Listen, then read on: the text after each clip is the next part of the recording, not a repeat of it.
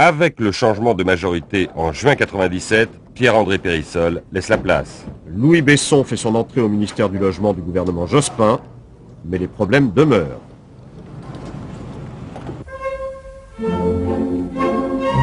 Aujourd'hui, plus d'un Français sur deux est propriétaire.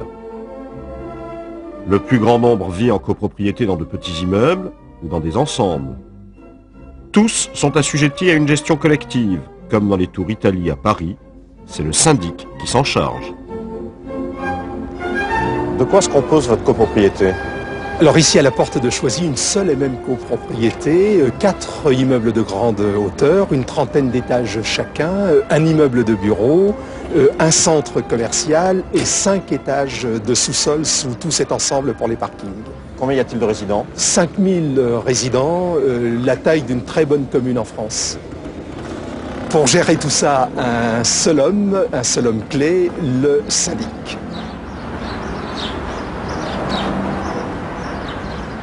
Les comptes d'une copropriété sont souvent compliqués. Durant des années, Étienne Verne a payé sans y prêter trop attention, jusqu'au jour où il s'immerge dans les comptes du syndic. À combien s'élèvent les charges de votre copropriété? Au global, près de 40 millions de francs. À partir de quand est-ce que vous vous y êtes intéressé? Il a suffi que je regarde mes comptes de charges que je reçois chaque trimestre. J'ai commencé ici il y a près de 20 ans avec quelques centaines de francs. J'en suis à plus de 22 000 francs par an. Comment est-ce que vous avez réagi? Qu'est-ce que vous avez fait? J'ai simplement regardé les comptes de charges que le syndic nous fournit chaque année. J'ai regardé en particulier le paquet de contrats que le syndic signe avec un ensemble de sociétés qui interviennent ici pour constater avec d'autres copropriétaires tout un ensemble d'irrégularités, d'illégalités en particulier sur ces contrats. Contrats qui font pour un bon nombre l'objet donc de surfacturation manifeste.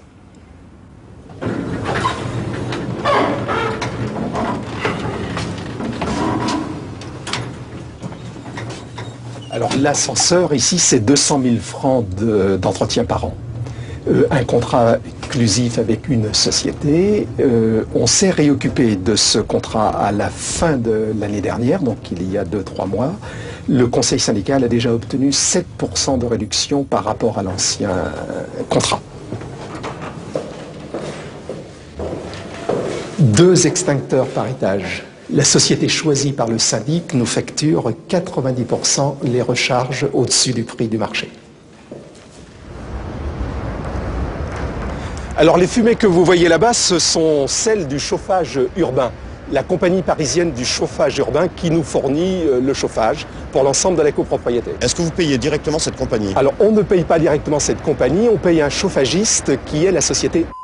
Combien payez-vous? Nous payons à cette société 5,3 millions, 5,4 millions par an. Et sur ces 5,3 millions ou 4, il y a 4,5 millions de chauffage, le reste c'est de l'entretien. Que pensez-vous de cette facturation? Alors c'est très simple, cette facturation c'est 30% trop cher depuis 16 ans. 30% au-dessus du marché. Vous payez donc plus d'1 million de francs injustifiés. Que devient ce million de francs? Alors on peut imaginer que ce million de francs, par exemple, il s'en va en fumée. Étienne Verne n'est pas seul dans cette situation. Une véritable pluie de syndics a en effet atterri sur le bureau d'un juge d'instruction d'Évry. Surfacturation, commissions diverses, des sommes importantes ont été dégagées.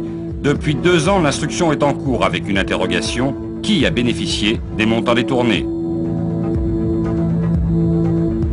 La réponse à ces questions, c'est chez l'ancien syndic des Tours Italie que nous l'avons trouvé. Bonjour monsieur. Monsieur Cos? Oui. Bonjour monsieur, Jacques Cotta, France 2. Enchanté. Je viens vous voir parce que nous faisons un reportage sur l'immobilier. Oui. Et je voulais vous voir au sujet de la gestion des Tours Italie. Oui, mais je suis plus syndic. C'est plus vous? Non. Et même sur l'époque, on peut discuter? Oui, si vous voulez. Hein? Ok. Bon. Je suis en plein classement, mais bon... Visiblement, quand on fait la somme, à l'époque où la pratique c'était les ristournes, les enveloppes, le liquide, etc., ça faisait des sommes énormes. Est-ce qu'il n'y avait que les syndics qui en bénéficiaient? Ou est-ce que ça allait un peu ailleurs aussi, à votre connaissance? Comment ça allait? C'est-à-dire, est-ce que ça allait dans le cadre de financement Vous voyez ce que je veux dire? J'ai compris, mais c'est clair, si vous voulez, il y a tellement de choses, si vous voulez, que... C'est sûr que ça a été arrosé de partout. C'est-à-dire? Attendez, je peux pas tout vous dire quand même. Hein. Si, allez-y, que j'y vois clair. À mon avis, c'est sûr qu'il y a des partis qui ont touché derrière. S'il y a des syndics, si vous voulez, des syndics reversés à des partis, etc. C'est évident. Vous avez connu des cas comme ça, vous?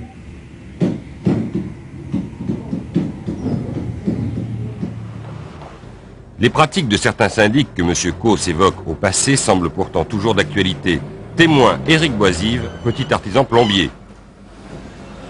Bon, on peut passer là. Comment ça se passe aujourd'hui pour un entrepreneur qui veut travailler avec un syndic? Ben, ça se passe très mal. Pour quelle raison? Ben, pour quelle raison? C'est qu'ils nous obligent de les commissionner et de leur donner des enveloppes. Est-ce que ça vous est déjà arrivé? Ben, déjà arrivé, oui. À maintes reprises, plusieurs fois. Si vous refusez de payer, qu'est-ce qui se passe? Ben, qu'est-ce qui se passe? On perd le marché, tout simplement.